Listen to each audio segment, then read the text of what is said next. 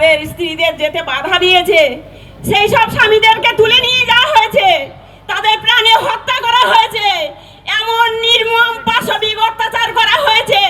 মল্লার থেকে বাঁশের লাঠি, কোদালের বাঁট পর্যন্ত প্রবেশ করানো হয়েছে।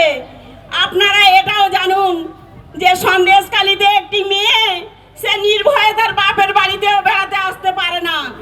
একটি মেয়ে বাপের বাড়িতে এসেছে, তাকে জোর করে তার মায়ের হাত পর্যন্ত ভেঙে দিয়ে পার্টি অফিসে তুলে নিয়ে গেছে এবং 13 দিন ধরে রেপ করেছে। এই পুলিশ মন্ত্রী সব জেনেও তাকে সেখান থেকে রক্ষা করেননি। তার স্বামী, তার বাবা, তারা গিয়ে হাতে পায়ে ধরে তবে মেয়েটিকে উদ্ধার করেছে।